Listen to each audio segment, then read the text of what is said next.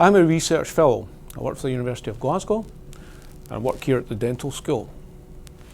My responsibilities in the lab are mainly to do research, but I also act as a laboratory manager and I do a considerable amount of teaching.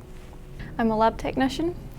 It's my role to carry out experiments under the direction of a primary investigator.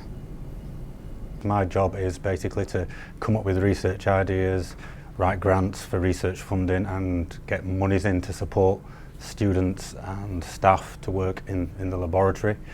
This laboratory is an immunology laboratory on the dental school. Basically the research carried out in here is to look at the immune response associated with gum disease. Many diseases of the oral cavity have an immune component, so obviously the immune system is important to protect us against pathogens. Lots of pathogens can enter through the oral cavity because it's open to the environment. Basically the gum disease we study is called periodontitis. This is caused by infections. Usually plaque bacteria build up around teeth and cause inflammation in the gums. So I'm specifically interested in looking at those mechanisms, looking at the regulatory mechanisms and looking at the breakdown in those mechanisms and how that leads to disease. One major cause of the disease is that people's genetic background, also their habits, like whether they smoke, whether they have a poor diet, whether they actually brush their teeth.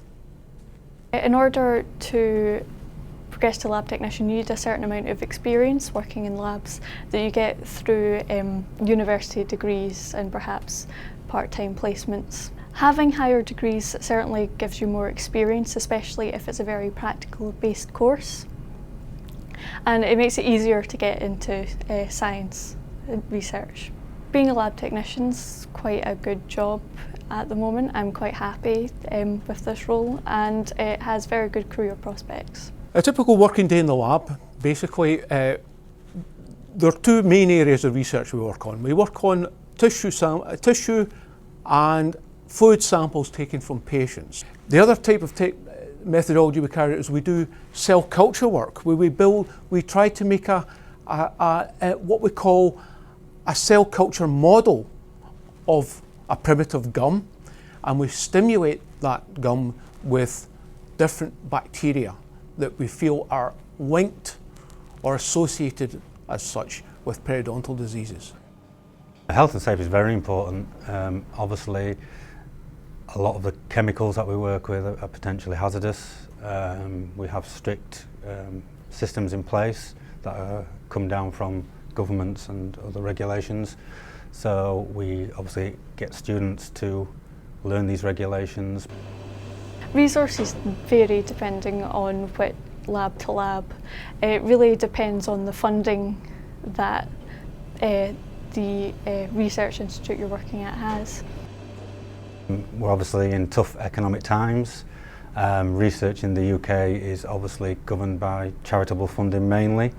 The amount of money to support research, not just in this laboratory, but probably the laboratories up and down the country, has been cut.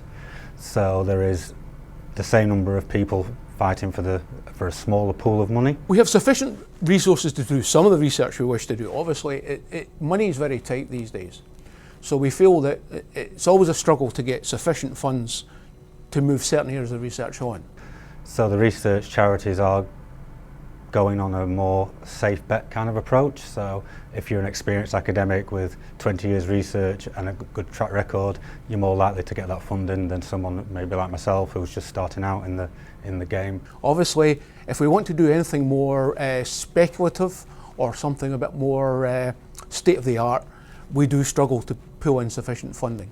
We do really punch above our weight a bit in terms of publications that we do get out there. So things are going okay, but in terms of is the lab appropriately funded, I would say no, and that's higher government.